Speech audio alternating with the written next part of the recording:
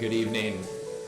It's so nice to see all of you here tonight. My name is William Daughtry, the head of school here at Montgomery Bell Academy, and it's an incredible honor and privilege to continue to host these important conversations with Trinity Forum and St. Paul Christian Academy annually. This is the second that we've done here on campus this year, and it's so important for us to come together to engage in important and timely topics. And I can't think of a better topic than this one for the season that we are in learning to disagree. And I appreciated the Ford and the book that hopefully you've already read, and if not, you can grab a copy just outside by Tish Harrison Warren, and captures the topic tonight so well.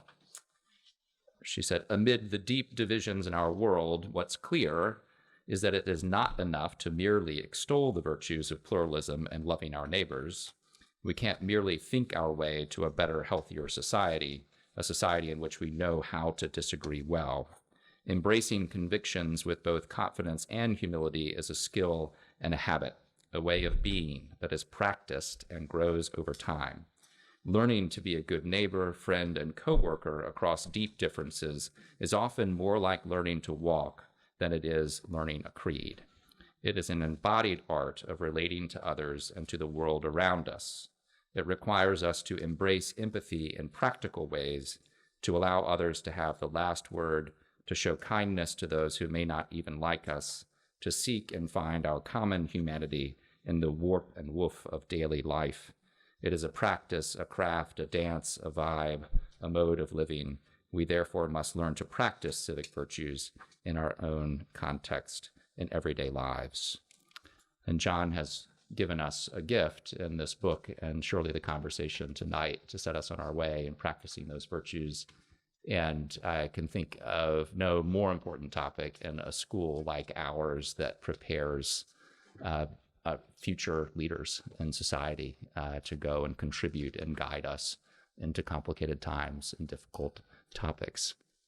I have for many years admired the Trinity Forum and feel so thankful to be able to be a part of this special thing that we host here. And without further ado, would like to welcome and introduce Cherie Harder, president of Trinity Forum, who will be engaging and conversing with our speaker tonight.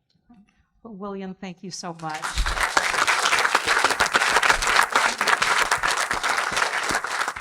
And also, just thank you to all of you for braving tornado warnings and whatnot. So thank you, you happy few hearty souls who made it out tonight. We really do appreciate your presence. This is actually the 11th year that we have been in partnership with St. Paul and with MBA, and we just so appreciate our partners, St. Paul and MBA, who are so ably led by Will Norton and William Daughtry. So thank you to all of you who have made that possible. And also just want to thank the sponsors who have made tonight possible. I'll just read them off briefly. Janet and David Chestnut, Jessica and Kevin Douglas, David and Ashley Edwards, John and Laura Foster, Eric and Eleanor Osborne, Ed and Molly Powell, Giff and Anna Thornton, and I'll note that Giff is actually a new trustee of the Trinity Forum, Chris and Eleanor Wells, an anonymous donor, along with the Charis Foundation, Creed and Culture Fund, the Fugitive Foundation, and our corporate sponsors, Sims Funk and Zondervan. If you are new tonight and are wondering, who is Trinity Forum? Why are we here? What is going on?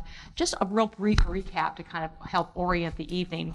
Much of our mission at the Trinity Forum is to cultivate, curate, and disseminate the best of Christian thought for the common good. And we try to do that through programs like the program tonight to essentially help leaders grapple with the big questions of life in the context of faith, and ultimately to come to better know the author of the answers. And our hope is that tonight's conversation will be a short taste of that for you. I think it's fair to say that by any measure, one of the great questions that we're navigating right now is how to handle disagreement. And by any measure, we are not doing it terribly well.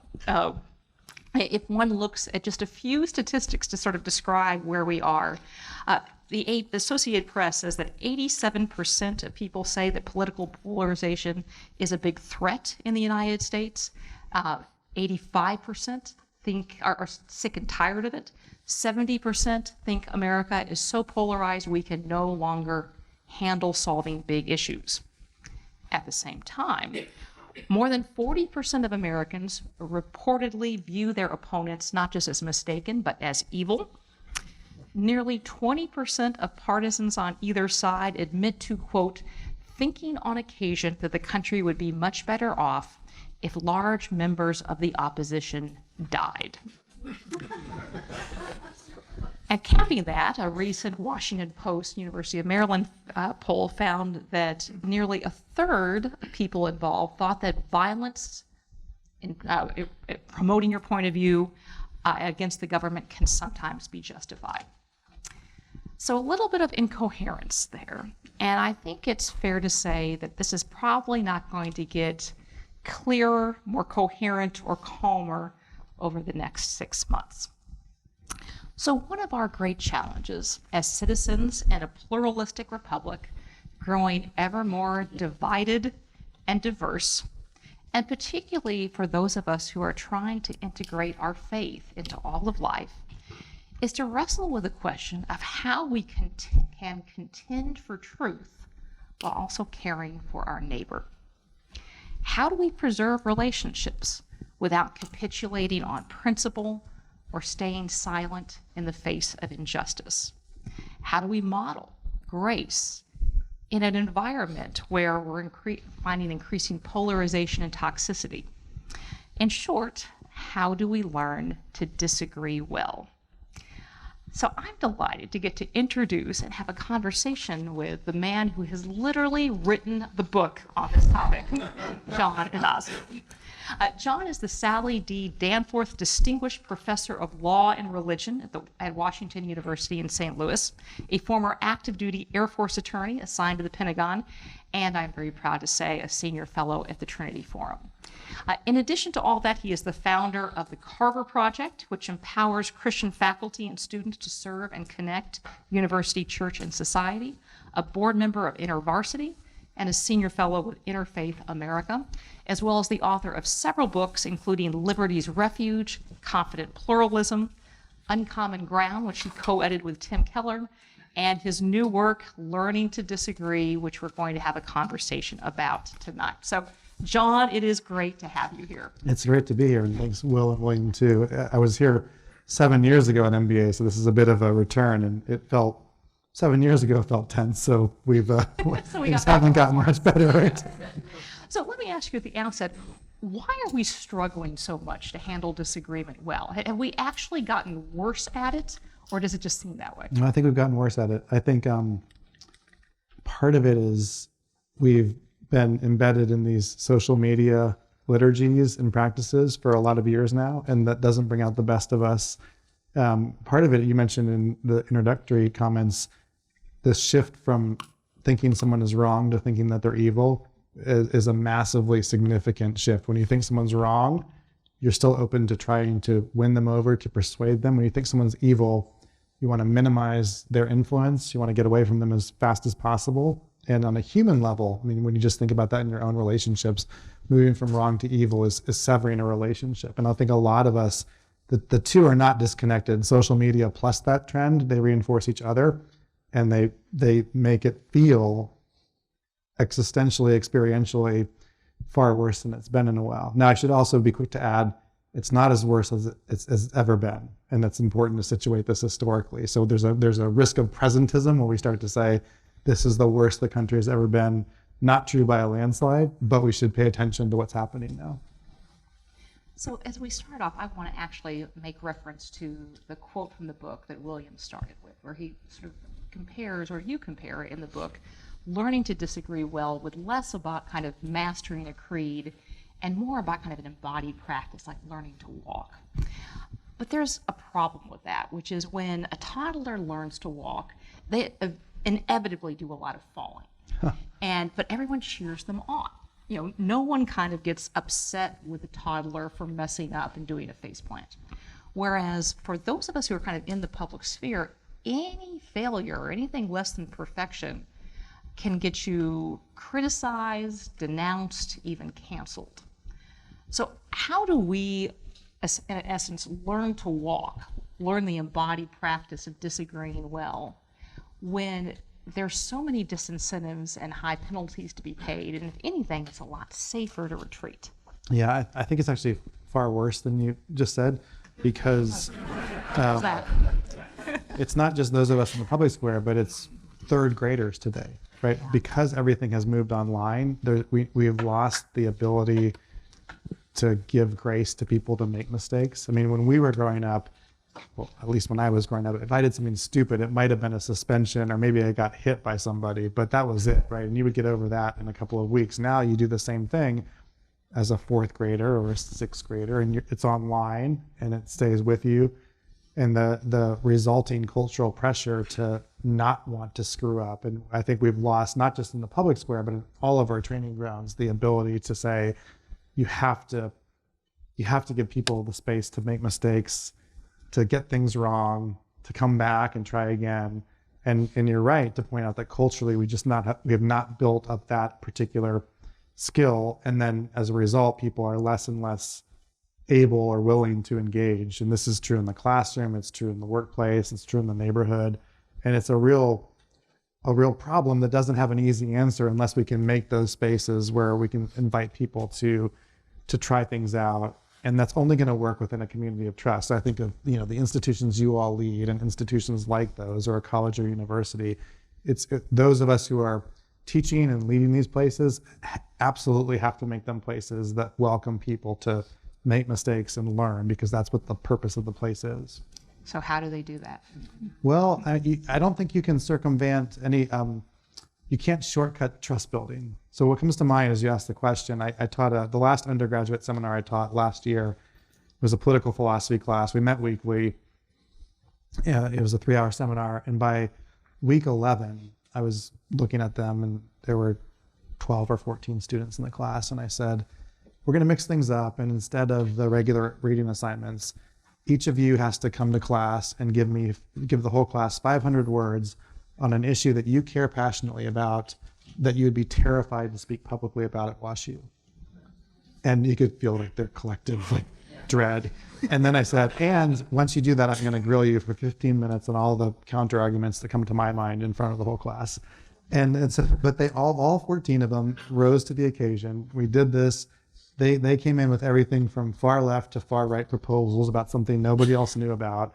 And we were able to make this work. And they were very appreciative. It was this collective sigh of relief once we got through it. And they kind of, were patting themselves on the back for having done it.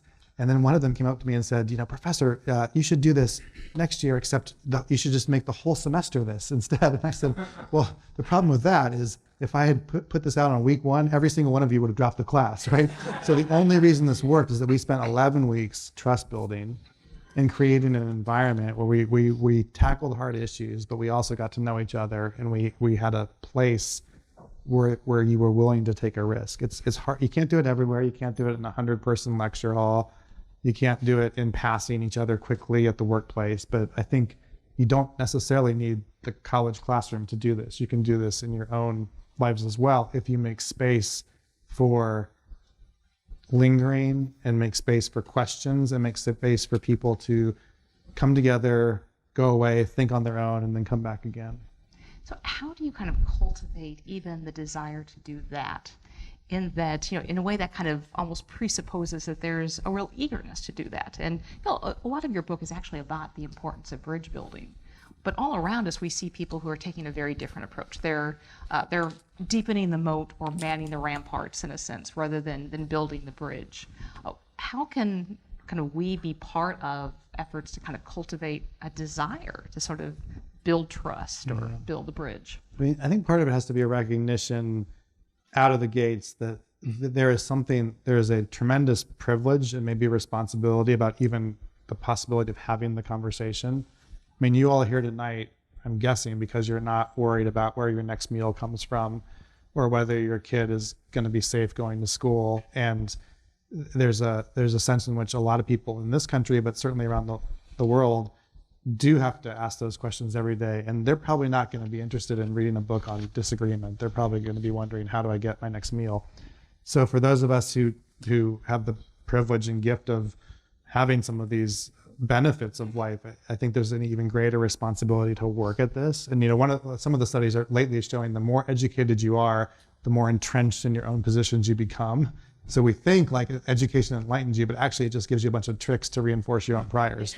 So instead of that, could we say, what a gift, what a privilege to be at schools like these, to go to colleges and universities, as many of you have done, and then to take seriously the gift we've been given. Take some risks, get people together, vision cast. Don't try to change the world. Get 5 people together and talk about what this could look like differently. Yeah. So you wrote this book as a lawyer, and you included it in a lot of memoirs just about how your own field kind of contributed to your understanding of learning to disagree well. But I've also heard that there is an adage among lawyers that when you have the law, argue the law. When you have the facts, argue the facts. And when you have neither, pound the table. And we're kind of in a time in a civic sense where there is a lot of table pounding going on, in that we don't even really agree on facts anymore. And so I wanted to ask you first, both, how important is it to actually agree on facts? But then in addition to that, pounding the table often works. Mm-hmm. And if you're kind of sort of gently, graciously trying to argue facts or the law, and you're against someone who's pounding the table, often the bully wins the day. So how does one kind of, reach out, disagree well without getting creamed? Huh. Yeah, there was a lot in that question there, so let me unpack it a bit. I mean, I guess the first thing I would say is, pounding the table is usually not going to work very well in the law itself. I mean, go try pounding the table in front of the Supreme Court. It's not going to go well. So I say that because actually I think the structure of the legal system, for very good reasons, actually forces a mode of discourse that is an alternative to street violence or pounding the table. And the best lawyering is going to reinforce that, the importance of that institution and the way that we argue. It doesn't mean that it's perfect. It doesn't mean that there's not politics. It doesn't mean that there are some table pounders. But it does mean that by and large, this institution works because it presupposes the opposite of table pounding. It presupposes a lot of boring writing and very careful and parsed arguments. So I think that's part of the answer. Now, give me the second part of the question that I just how important it is to actually agree. The facts, yeah. So it is important. And I think right now we are at a place in our culture where there is a growing segment of society that refutes sort of basic empirical facts of the world. Is this a bottle of water? And there are people who would say, no, let me challenge you on that, right? Or, are we in a school? And the alternate reality is pretty dangerous, because if you don't actually agree on sort of basic empirical facts of the world, it becomes very hard to live together. Now, having said that, I think many of us, I'm assuming most of us in this room, would say this is a water bottle, I hope. If not, save your comments, don't ask a question. But many of us, I think, presume that our viewpoints or our deeply held convictions are closer to facts than they are. So for the rest of us, the ones who agree on basic empirical facts, the responsibility now is to have a self-awareness about what we're saying in the public square or to our neighbors or to our kids, about what the difference between our judgments about the world, which are seldom just facts, and basic facts of the world. So our judgments about the world, what we think about very hard policy questions or legal questions or moral questions, those are usually a complicated amalgam of some facts and a lot of beliefs, some experiences, some ways that we see the world. And then the answer on almost every contested policy issue is seldom we are factually correct and you are factually wrong. It's usually, here's why I think I have a better argument that's better for society, that's better for human flourishing, that better reflects the truth of who we are as creative people. And you don't win that argument by preaching. You win that argument by having a conversation and inviting a dialogue. you give a number of different bits of guidance in trying to do that. And some of what you encourage is to kind of remember, be as charitable as possible, but also remember that to distinguish people from the ideas they hold. And I'd love to hear you comment a little bit more about that and what exactly that means, because I think some of us are probably thinking, well, don't the ideas one hold kind of reflect a bit on who we are? I will probably not think that a Nazi is a nice person, even if they are courteous, because I think their ideas do reflect on who they are. So what do you mean by that piece of advice? Yeah, so I mean, I'll answer that in two ways. The first of all, for you and me as Christians, and for many others in the room who are Christians, we're kind of stuck with the fact that every created human being is an image bearer. So even the neo-Nazi example, as hard as it is still an image bearer. I don't know how you necessarily deal with that in practice, but it's the starting point of an engagement. Beyond that, though, I think in most cases we can do the hard work of separating people from the ideas they hold. And this actually pushes against, there's a definition of tolerance that's especially prominent in higher ed today that says, you only tolerate me if you accept and embrace everything that I do and everything that I believe. And that's a philosophical impossibility. And we know that from the neo-Nazi example, right? Nobody tolerates the neo-Nazis. We could all, nobody agrees that the Church of Human Sacrifice is okay. So in every society, we draw these limits and we say we don't actually tolerate everyone. So we all can think of examples in our own lives where tolerance is not full acceptance of beliefs and what you do in the world. But in most cases, we still work, live, and play next to people who might hold very harmful views or views that we think are deeply problematic or harmful to society, and yet we still function with them in the world because we see them as people distinct from the ideas they hold. And we realize that in the complexity of human beings, very few of us are defined entirely by a belief or a political position. And so this is almost a pragmatic point, but the way that we work this out in our lives is by reminding each other in the day-to-day that there are human beings who are not fully defined by the ideas they hold. I think probably most of us are aware that going on right now in universities around the country, there's a lot of disagreement done poorly going on. Probably some of you have come from some of the commencement ceremonies. And one of the things that some of us are heading to the commencement. There we go. One of the things that sort of occurred to me is a lot of young people are being formed to valorize and aspire to effective activism. And when you actually look at some of the techniques of effective activism, like if you go to Saul Alinsky, for example, and his rules for radicals, some of his rules are actually diametrically opposed to the advice that you give in terms of how to disagree well. So, for example, one of his rules is to personalize and polarize. And his, justification is that, by personalizing something, people are more easily hurt than institutions are. And the pain is kind of what drives change or the destruction of the institution. When more and more young people are, in a sense, being formed or aspiring to effective activism, but that effective activism is actually diametrically opposed to disagreeing well, what do you as a professor think we should do to kind of cultivate a different kind of aspiration, to better understand and empathize with one's opponent or antagonist, as opposed to destroy them and their viewpoint? Yeah, I mean, so I should first say I'm not all opposed to the Alinsky stuff. I mean, I think there's some real value in sort of the movement, localized activism. I mean, my core scholarly work is on the right of assembly and protest. So I consult and advise a lot of protesters. I often like the protest energy until they start to protest me. And I think actually one of there are two things that seem immediately valuable to the protest movement activism. One is there's a reminder that often the calls for civil discourse or charitable engagement come from the people in power as a power move, a power reinforcing move. Just be patient, just calm down, it'll all work out. And there are times when it's actually really useful to disrupt that paradigm and say, no, actually this is important, right? Civil rights is important now, not 60 years from now. So that's one sort of significance of the activism piece. The other piece that I think the activism sometimes draws into the picture is there's a parallel move that says, and actually the law does this too. Let's just have reasoned discourse. Let's sit down and talk through the issues.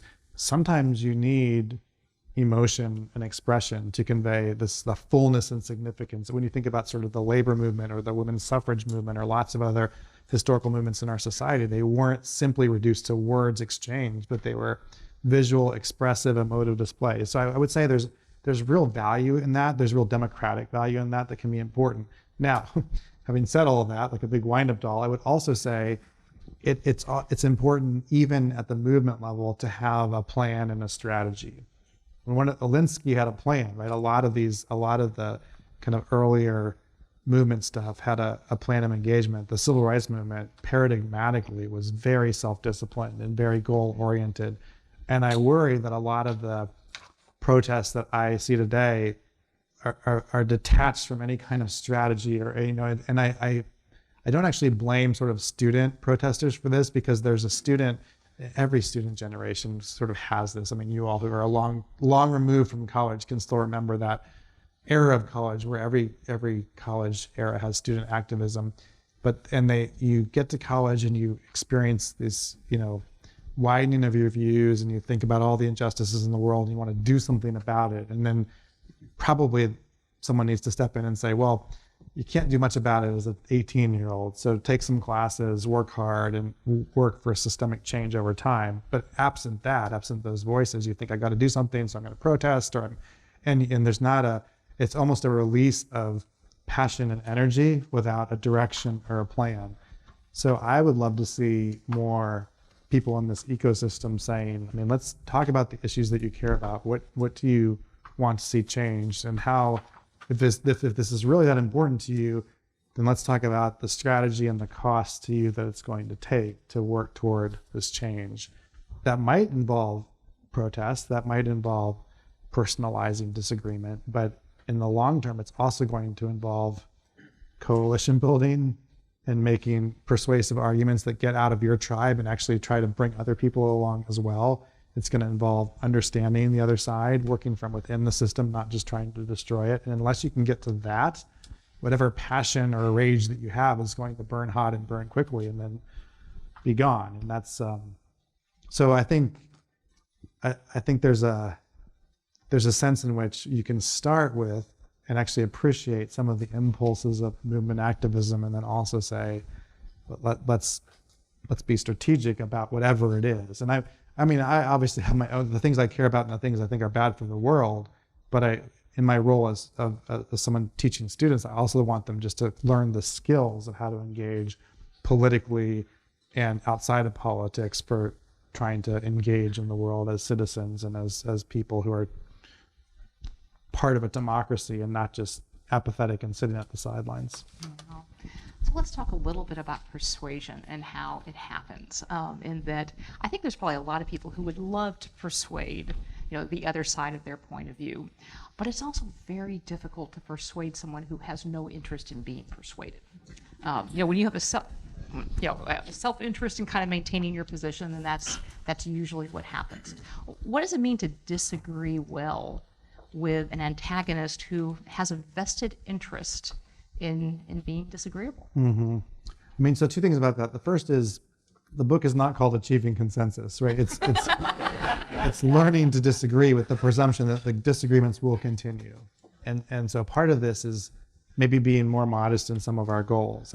If you care about something, whether it's faith or ideology or politics, if you care about it deeply, you're orienting your life around it, you think this is good for the world, obviously you want to persuade other people to come along with that. So play the long game and keep persuading, but recognize that in our world of vast differences, it might just be the case that in your lifetime you won't be successful in the persuasion. So keep trying, but I'll know that also maybe the lesson is learning to disagree, not successful persuasion.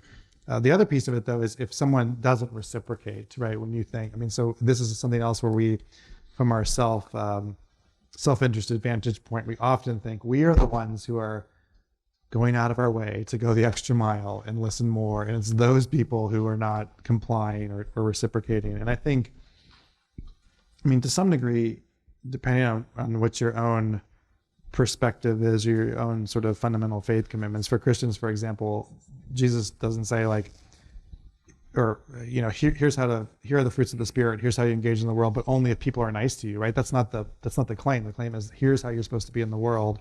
So regardless of how people respond, you keep displaying a certain ethic of engagement. And I think for more generalizable outside of a faith context, if you're playing a long game, you're going to meet people who are not going to match you in your efforts of engagement. I mean, this is true in family relationships. This is true in public discourse. There are going to be people who are not ready for that, or who are purely bad actors who are not interested in doing that.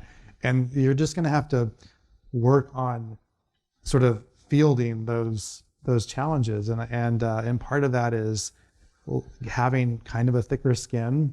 It's willing to take some hits and letting some things go. And I think in some ways, actually, that itself can be pretty disarming. You get into that heated conversation with Uncle Bill or whoever it is, and when that first jab comes, the one that enrages you or feels very personal, if you actually kind of volley it back with a kind of softness or generosity, that can be kind of really disorienting in a way that would be maybe pretty helpful to the relationship. So I would say, go into these conversations on a full tank and tell yourself that this is going to be hard, but it's okay. And I can, not only can I get through this, but I can respond and react differently than I might otherwise have done. You mentioned the tough conversations with Uncle Billy or what have you. And I actually was sort of intrigued in your book by a bit of advice you gave, which is when you're trying to practice disagreeing well, and to meet different arguments with empathy and generosity, you said that it might be best not to practice on your closest family members. Yeah. Why is that? Yeah, I think probably many of us feel this quite viscerally right now, but there's something about family that is just really hard. And part of it is the familiarity or the assumed familiarity. And part of it is they can bring out, like I remember getting into a conversation with my mom and she said, "Oh, John, you're so judgmental, like from when I was 16." I'm like, well, that was 30 years ago, Mom. Like I've grown a little bit here. But I do think this can be really hard. And one of the stories I share in the book is about my own dad and how I kind of made the mistake of ignoring my own advice and went home one vacation and we got into this political issue that was a deep disagreement, and we hadn't laid the groundwork for the conversation, and it went very poorly, and we stopped talking to each other for a year. And that's hard when kids are growing up. And what ended up sort of for us bringing it back together is my mom calls after a year and says he's got stage 4 lung cancer. And that was sort of for me a very pivotal moment of, okay, we have to re-engage. And we kind of both, without saying it, we both started re-engaging. I went back to visit quite a bit. And, in that situation, it was sort of the recognition that there wasn't much time left. And so we had to be more honest and more charitable in our engagement. I don't think it always takes that, but sometimes it takes a real either a waiting or a disruption before you can engage well with family. And I think the other thing about family is just to play the long game in these relationships. I mean, what helped with my dad was realizing there was no more long game. It would have been very shortened.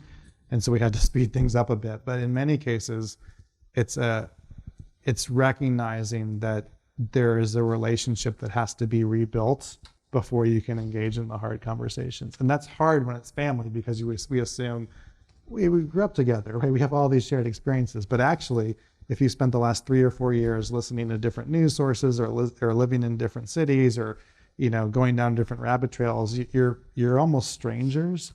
And strangers don't do well when they start talking about hard issues without any context. I think that's been one of the most disorienting aspects of the last few years for many of us, and that you feel like you've known someone your entire life, and then sort of suddenly you're seeing very different realities.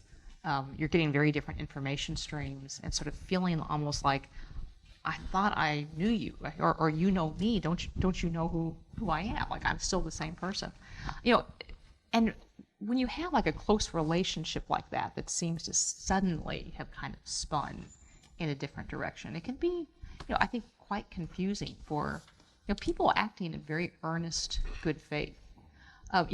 As you've seen a lot of this happen at Washington University, at other campuses. What counsel do you give to students who are facing this?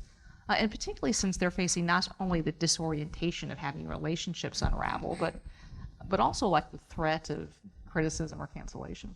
Yeah.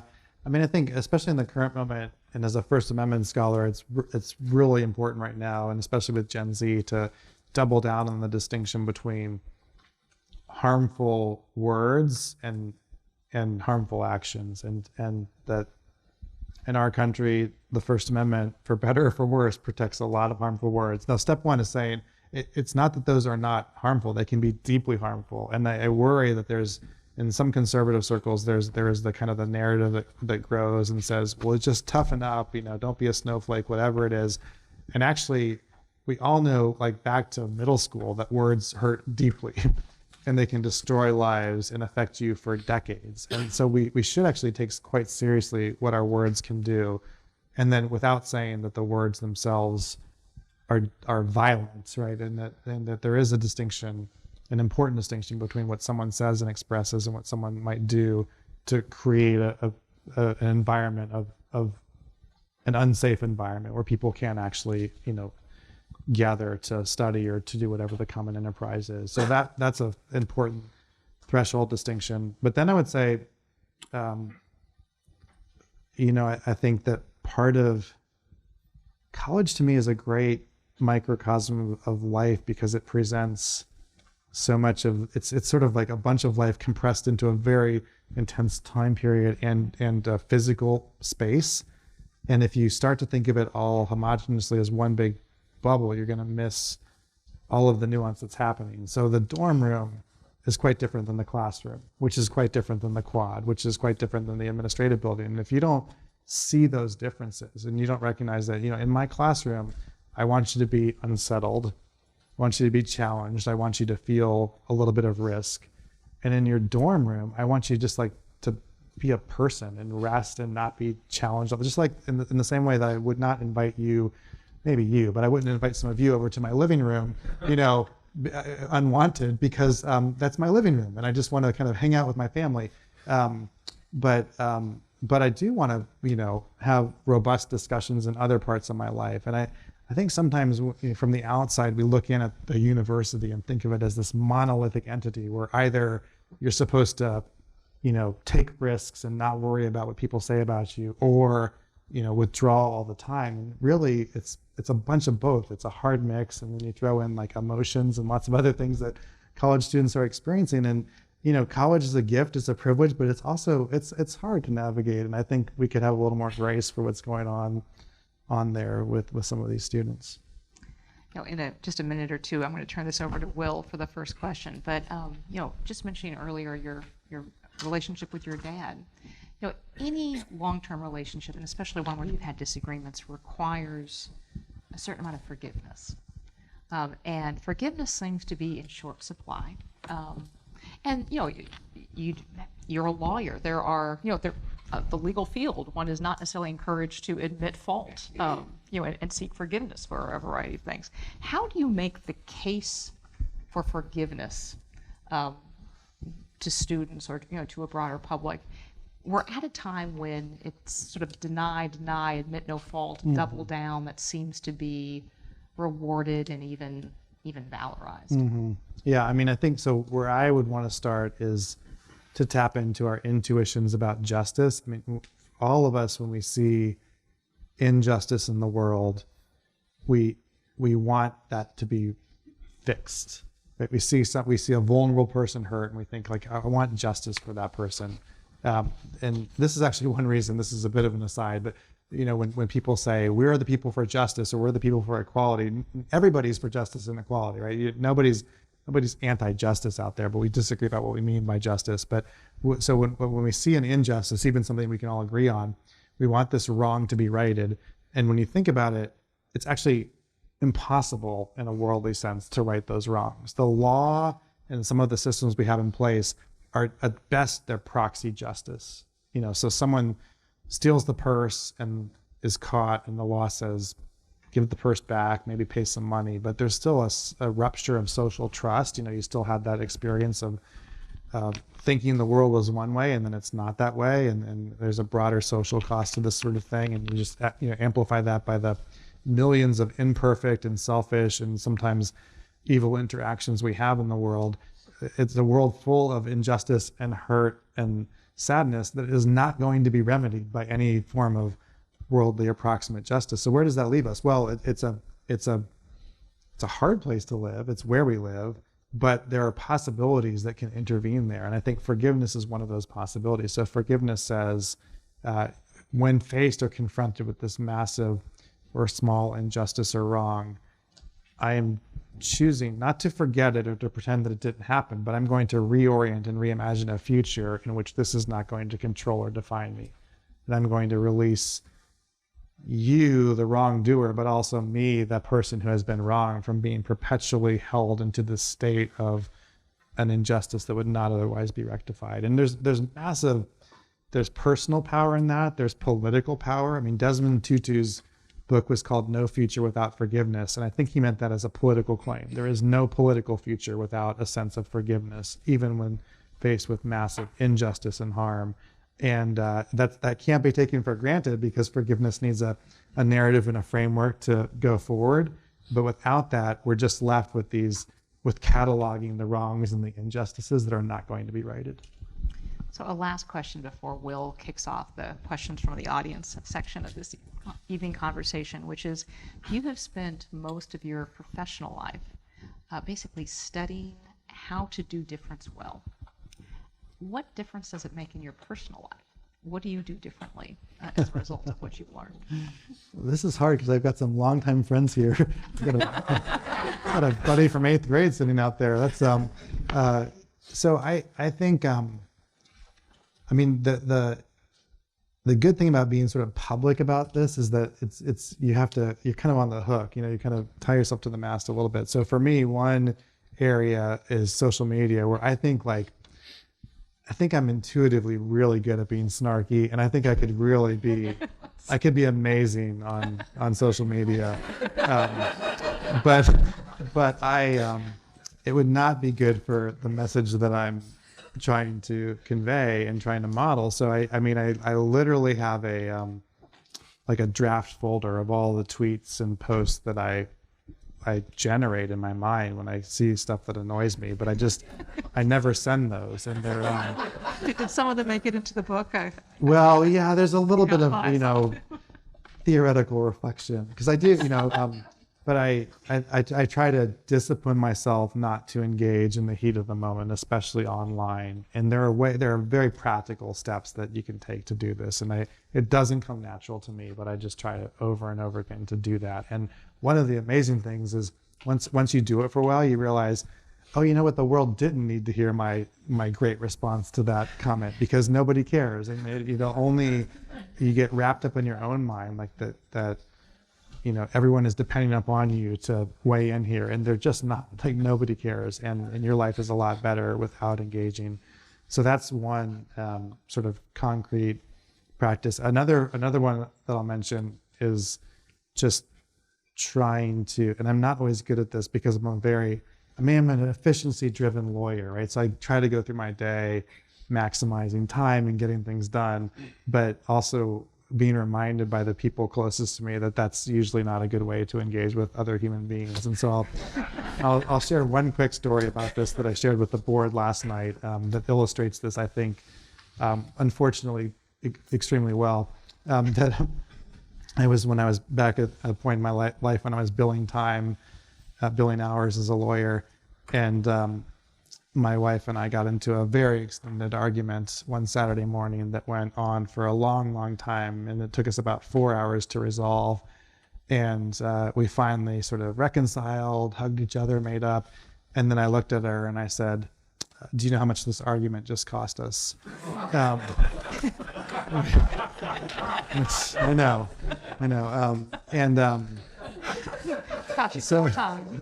Yeah, that was not the right thing to say. And but it was, so in fact, a lot of this book is just cataloging my own mistakes and shortcomings and my personal working out of trying to do this. But it is by, this goes back to one of your earlier questions. It's by practice and experience and screwing up and having people in your life who can speak to you truthfully about where you need to change and where you need to work on getting better, that we can, back to the quote that you read, we can work on the practices and the embodied habits of trying to get better at this, because it doesn't come naturally, right? We're naturally self-interested and defensive and impatient and easily outraged. And to do better in society, it's going to take a bunch of individuals working really hard to be different than that.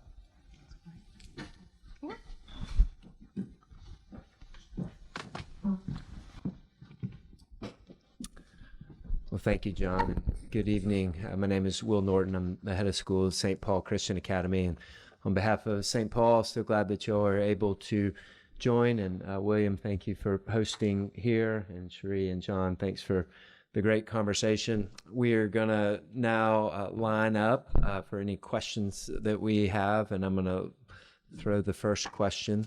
We ask you that you follow our 3 Bs, which is be brief, be civil, and be a question.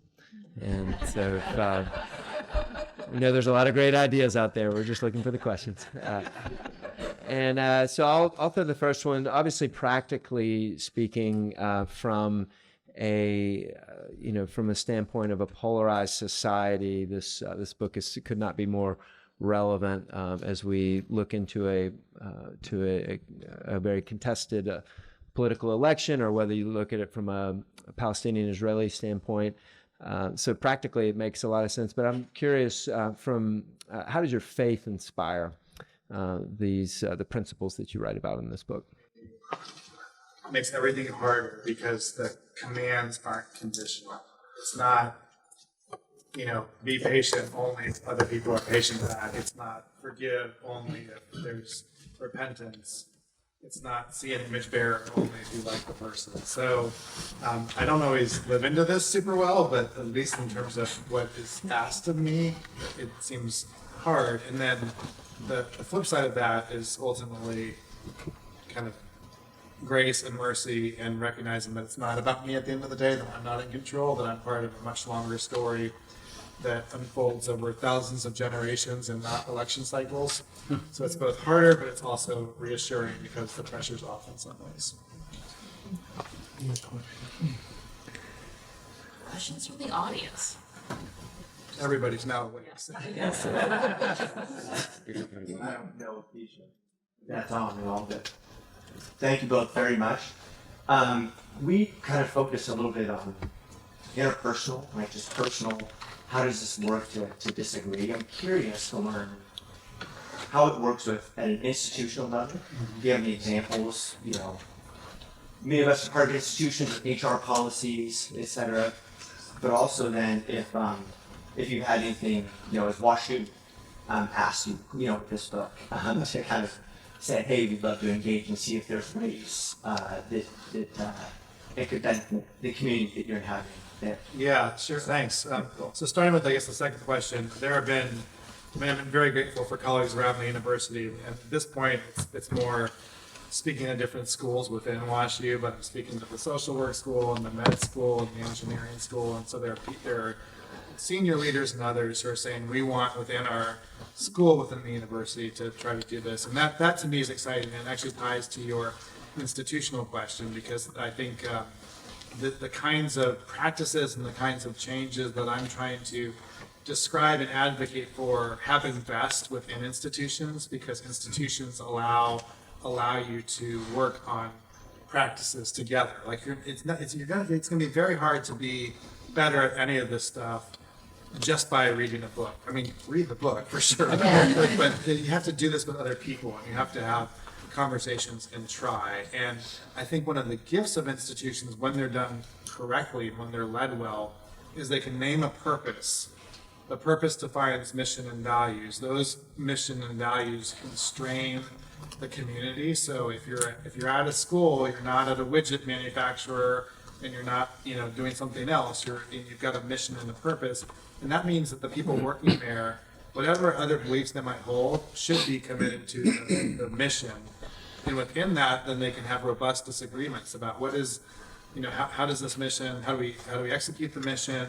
But you're not gonna have disagreements about, should this really be a school? Maybe we should be the widget manufacturer, because that's just not a useful disagreement on the table. So institutions constrain discourse, can sharpen disagreement, and then through that can help people cultivate their individual practices about disagreement. But all of that hinges upon institutional coherence and good leadership that stewards a vision, especially as turnover happens among various constituencies. And right now we're experiencing in our society the collapse of lots of healthy institutions across higher ed, across the politics, religious institutions, journalism, and especially you're seeing, I think, younger generations looking at that and saying, why would I want to be part of that mess? And so the real challenge now, I think, is for those of us who have either from the sidelines watched institutions fail, or perhaps in some cases been complicit in their failure, to admit some of the wrongs that have been done, and to help vision cast to younger folks why they're going to need institutions for the long play, and why you don't have to be, you can recognize a lot of problems with institutions without turning into the blow it all up, burn it all down, anti-institutionalist. What if it is in the interest of media or totalitarian countries to keep us apart? How do we begin to even point to that as a Kool-Aid that we all be drinking and participating in to start figuring out how to? Yeah, no, well, it isn't. I mean, I'll just sort of double down on the premise. It is in the interest. I was hoping you agreed with me. Yeah, direct examination, not the cross examination. Yeah, but I would say it's weirdly also reflecting our own interests, right? The reason the models work and the reason the money is where it is that our clicks and our habits online reinforce all of those premises, right? And so we're part of the problem. So what do we do with that? Well, I think we're kind of stuck with a system that's at this point pretty baked in, especially with the online stuff, especially with the algorithms. And if we think we're going to beat the algorithms, we're going to outsmart them, or I think we're kidding ourselves about given how sophisticated they are and given how deep the financial and other interests are in creating and sharpening that divide. The polarization stuff sells, and it makes money for people. And being kind of a placating, let's have a moderate temperament thing, I know from experience that doesn't sell super well. So we have to have alternative models, and at least a big chunk of those models are going to have to be minimizing some of our online engagement. I'm not sort of a total tech pessimist. I think there are real upsides to technology and social media, but if we're spending disproportionate amounts of our time in our lives online being reinforced by all of this, we're kidding ourselves if we think we're going to be able to move from that to the Thanksgiving dinner table or the neighborhood picnic and suddenly turn on some different mode of engagement. So this is, turn your phones off and take the media breaks and figure out how to take maybe some radical steps about whatever current consumption is. I love the story you shared at the very beginning with the small group of students that you had, and you had to build the trust before you could get to the point where you could disagree well. How important is it for us to go find individuals that we disagree with? Kind of a follow-up question to that is, how do you build trust? What are the actual practical things that you do to build trust so that you can disagree well with people you know you're going to disagree with? And how important is it to go find those places as well, those connections? Yeah, thanks. I think it's super important that we seek out relationships of difference, and that's especially for those of us who find ourselves in otherwise homogenous settings. You know, you might be in a workplace where everybody is already different than you, and so you kind of have a head start. But there's a, you know, for many people, you kind of find like-minded people to build something together or be part of an institution. And I think there you really risk sort of your own echo chamber or your own, you know, people stop challenging your viewpoints in ways that will ultimately be detrimental to you as a citizen in a world that is quite different. So it is important to try to step out and find those kinds of differences, and that's going to take some risk. There's no shortcut about it. Yeah, you had a second part. I just forgot. Yeah. How do you build that trust? Oh, building trust. Yeah, I think, you know, this is kind of like my people, the professors, are really bad. Like, we've got low social skills, and I know that.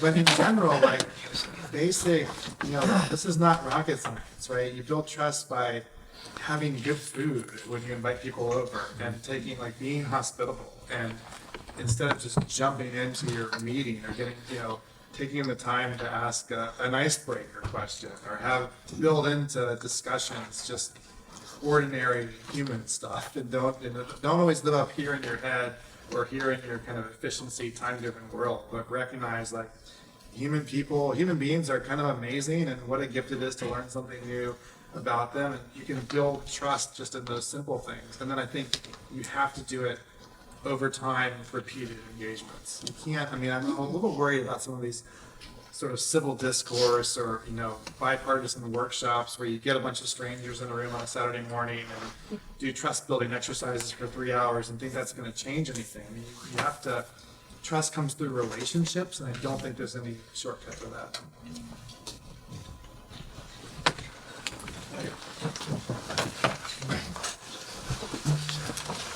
Thank you very much. You said something very early on about sort of the issue. I guess it's my interpretation of it is sort of a zero tolerance world for young people. I mean, the law has statutes of limitations, and social media doesn't. And so I'm telling my kids in high school, you know, I'm sorry that you're in a zero tolerance world. You can't make the same mistakes that I make. You can't say the stupid things. So how do we create an environment? What do you think about opportunities, either at WashU University or these kinds of schools, where they can practice being stupid? You know, practice the things that we, you know, the place where it's safe to do that, where it's not going to have long-time repercussions because someone tweets it and it's forever. Mm-hmm.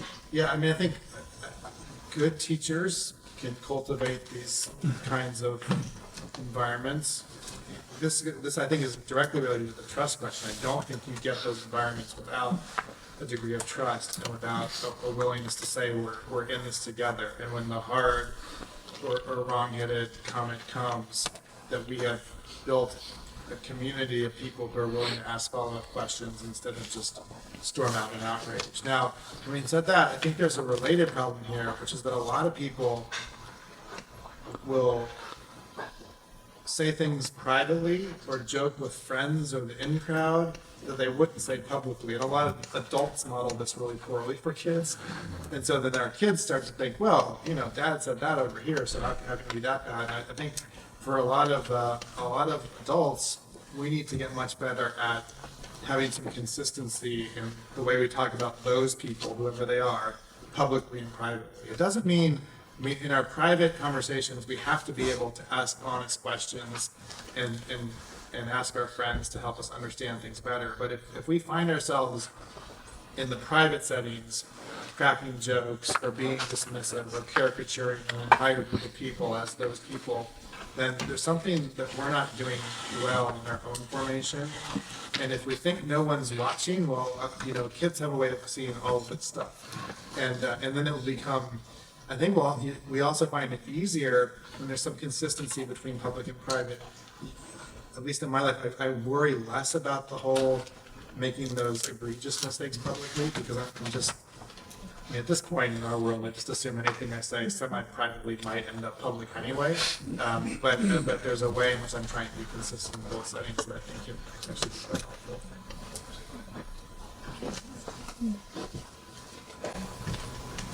asked about the implication that agreement is the norm, disagreement is problematic.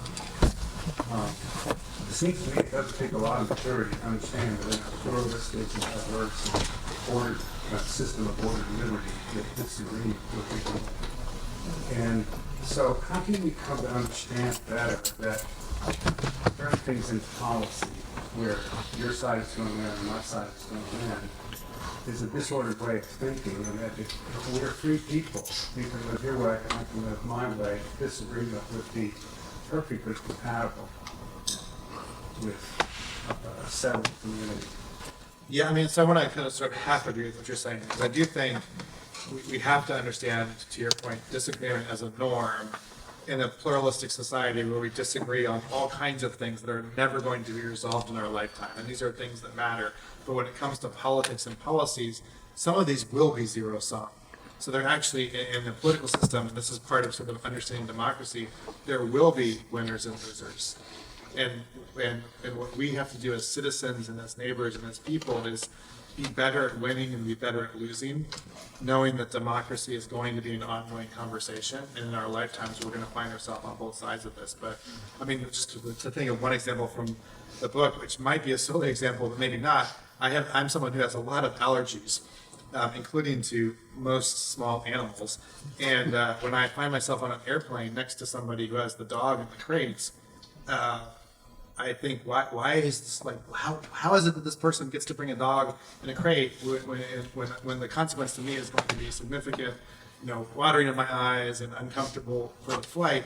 And that's because there's been a policy decision reached by the airlines and the regulators that the person gets to have the dog and I don't get to have the allergy-free environment. And in that case, it's not like you can have half the dog, right? So I was the loser and my seatmate was the winner, and that's part of democracy. But understanding how to win and lose there is part of it. So I think, yes, recognizing that disagreement is inherent in how we are as people, but then also the tragedy of pluralism and the tragedy of a diverse democracy is that things are not always going to work out in ways that we get to share in the benefits. I think what I'm trying to get at is that as our nation grows as a unity, there's going to be inevitable conflicts like the one you mentioned, but local politics could have different solutions in different states. To the degree that we have the idea of centralized solutions, there's going to be a policy that either one side is going to win or the other is not going to win.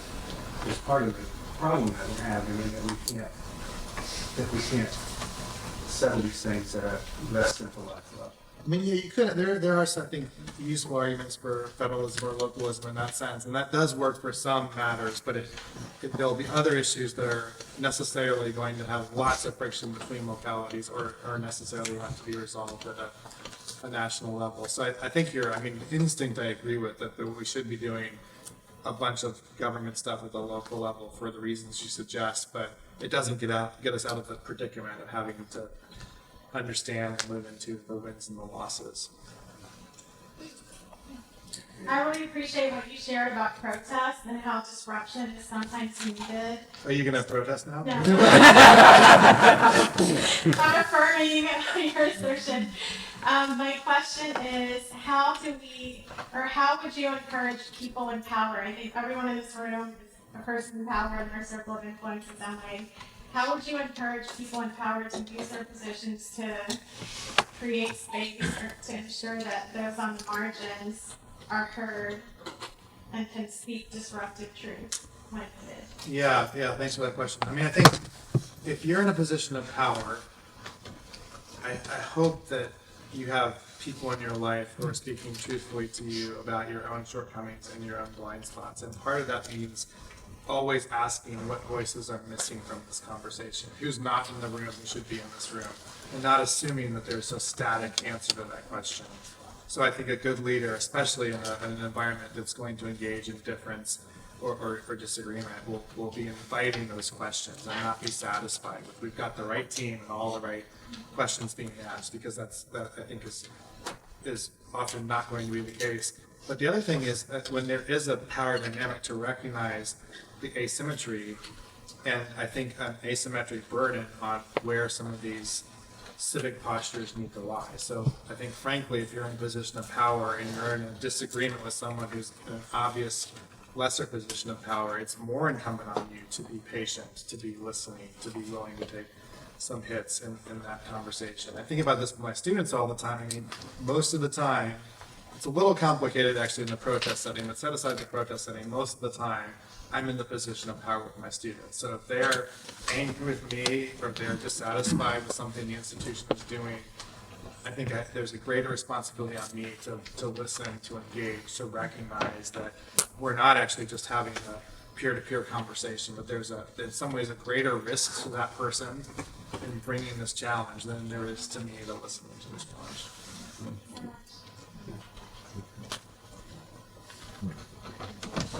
I'm just going to stand here since the microphone. That's right. Mine's the liturgy, but you're right. You've made some just incredible comments and thoughtful responses to questions.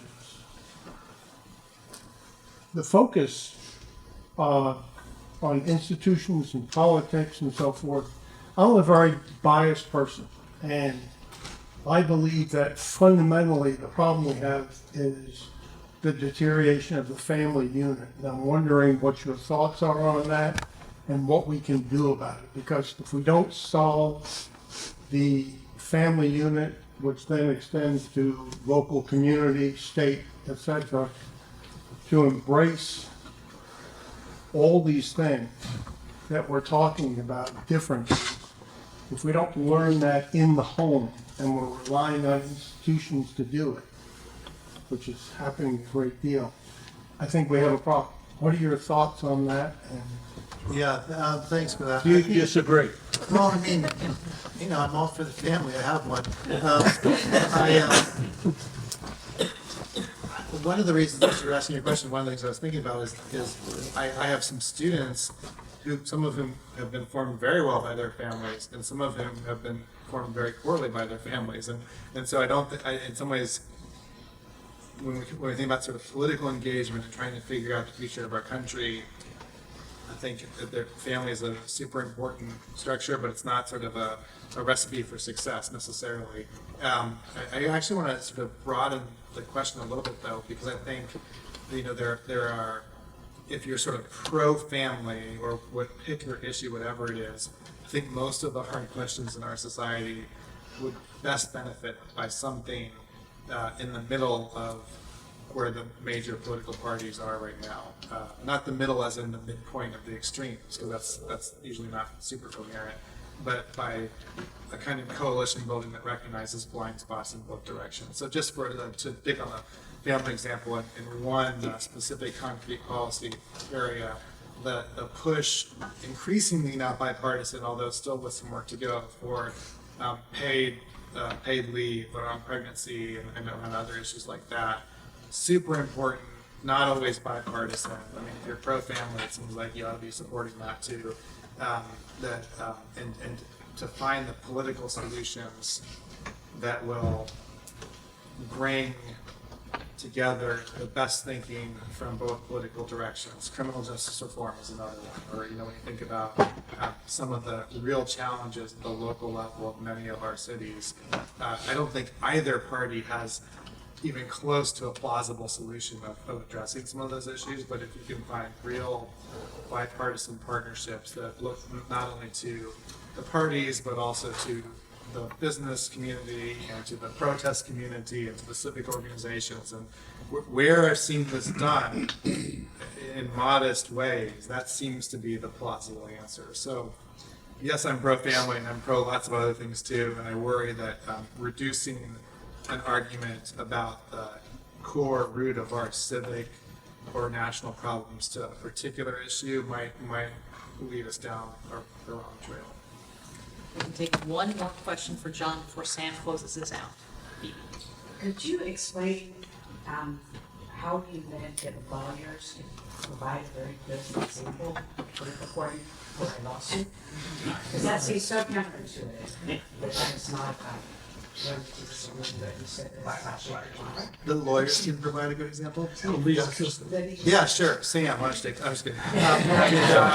No, so I guess two things here. So part of the argument I'm trying to make in this book is that the best lawyering, lawyers have a bad reputation for a reason because there are a lot of bad lawyers out there. But the best lawyering is going to teach you how to understand the other arguments so well inside and out in its best possible form, so that you can present it to a neutral third-party decision maker and then say, not this argument is stupid and wrong, but this argument is pretty good. This is a hard issue, but my argument's better. And it teaches you in that practice a way of engagement that is translatable to ordinary conversations as well. So there's something to the model of lawyering that allows for that. I would also say, though, this was sort of the broader institutional point, law as a mode of discourse and a way to resolve our problems and our differences in society, of which there are many, is a very good alternative to not law. Right? Street violence, where the powerful people manipulate and kill the less powerful people, which is happening in parts of the world today as we sit here. It doesn't mean our system is perfect. It doesn't mean that the powerful people are manipulating the vulnerable people within our system, but this system is far preferable to the alternative. And I think that, if you are, and there are lots of reasons to be dissatisfied with our current legal system and some of its institutions, but I would say be dissatisfied from the perspective of reform, not revolution, because the alternative to our legal system is very, very weak. We might be able to squeeze in just one more question. All right. Can I follow that up with, so if the law is the North Star or religion is the North Star, in the absence or the dissolving of that, are we left with trying to figure out what's best in the human condition about ourselves? I find with people that the loss of religion or the loss of law as a truth, what can we hold as truth anymore? Well, let me reframe it just a little bit. I think what we've seen is, in large parts of our society, a loss of an assumed consensus about certain baseline norms or beliefs. And, you can compare that to the 1950s or the 1790s or whatever it was in some earlier period of time. The challenge there, though, is that I'm not sure we ever had that consensus. One of the reasons that consensus worked is that a lot of voices were left out of the conversation, back to the earlier point about power asymmetry. So we, whoever we were, agreed that we shared these beliefs. And when other people said, well, wait a minute, I want the right to vote, or I want the right to live my life differently, or whatever it is, we said, no, here's our consensus. So when you bring more voices in, you necessarily disrupt the consensus, and you find less to agree upon.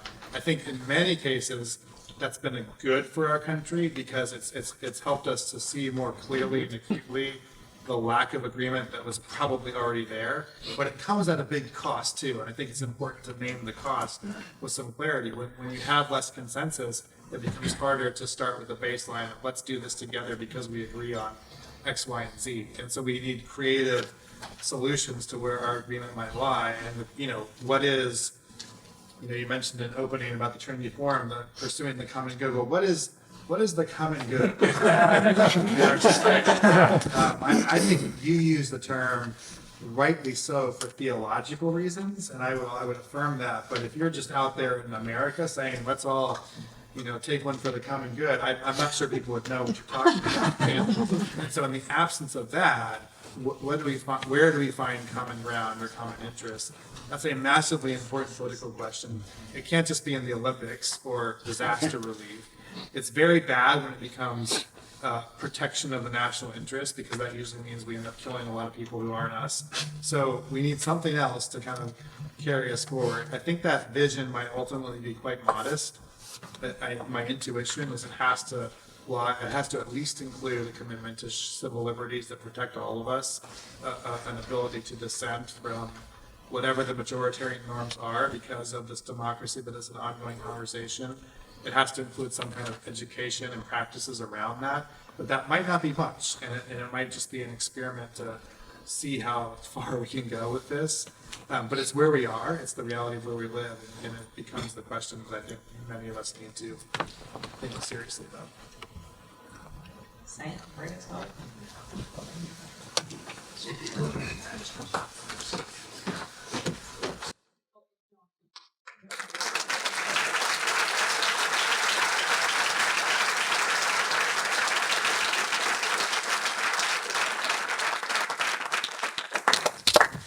Good evening. My name is Sam Funk, and I have the pleasure of serving on the Trinity Forum Board. I've been on the board for about 6 years, been involved with Trinity for about the last 20 years. And let me say, I've always been a fan of John Inazu, but the fact that he just lifted up the legal profession before your eyes, that makes me feel it on my life. My job is to sort of wrap this up, to thank a lot of people, and to send you off through this dark and stormy night, although I hope we've dodged the big bullet so far. I want to thank you all for being here, for your presence, for your participation. We hope you've enjoyed this. We hope that what John and Cherie have talked about sort of provides food for thought and for further conversations about these issues. Obviously, for a deeper dive in the topic, we've got John's book outside, just outside in the vestibule for sale. And I definitely commend that to you. We've also got several Trinity Forum readings outside that really dovetail with this topic. So one is Politics, Morality, and Civility, Politics in the English Language, The Letter from a Birmingham Jail, The Loss of the University, William Wilberforce, a Man Who Changed His Times, and To Bigotry, No Sanction. So we also highly recommend joining the Trinity Forum Society. On your armrest, you'll see a form for that. It is a modest cost, but with that, you get a subscription to our quarterly readings. I just listed out some of them, but every quarter we send these out. I think you'd enjoy them. We also get a subscription to a daily curated email list called What We're Reading. 4 different stories a day, really insightful stuff, a great place to get your news. And some really, really neat stories. I look at it daily. You also get a gift membership. So if you sign up for yourself, you can actually give one away. A great way to invite people into these discussions, a great way to share this information with people who may not know what it is we do. And as a special benefit, if tonight you join the Trinity Forum, I feel like a little bit like a used car salesman. If I can get you into a membership tonight, you get a free signed copy of one of John's books, of this book. So again, strongly encourage you to join tonight. And what we do at the Trinity Forum really relies on generosity from a lot of people who are in this room and a lot of people across the country. We put on events, both in person and online, that touch thousands of lives in all over the United States and really in 30 plus countries around the world. In all those events, we have sponsors, we have people who come alongside us and partner with our work. And if you'd ever like to know any more about that, we've got folks here, come see me, come see Cherie, but we've also got Trinity Forum staff members here. I'm kind of looking around the room. Campbell Vogel, one of our development folks, is in the back. Meg Freeman's in the back. Meg's local to Nashville. Tom Walsh is in the back. He's in the front, Vice President of Operations. So if you're interested in that, please come see us. We've received so much great support from Nashville, but what we do, we want to spread this far and wide, and that will allow us to do that. And it's appropriate always just to end with thanks. There's a lot of people we need to thank for tonight. Cherie read our list of sponsors. We obviously want to thank them for all they've done. William and Will, thank you so much. Without MBA in St. Paul, we wouldn't be doing this for 11 years, and we're looking forward to lots more years together. And then we also want to thank the staff of each school, particularly Janet Leggett at St. Paul and Langhorne Coleman at MBA. So thank you all very much. We also want to thank our volunteers, Richard Freeman, Lauren Hester, and Amy Richardson. We've also had photographers and videographers around here this evening. Dayton Gray is our photographer. Our AV team is Barry McAllister and Mark Artisan. And then I also just want to, again, thank you, John. That was very insightful and a great time to have this conversation. So thank you. Good night, everybody.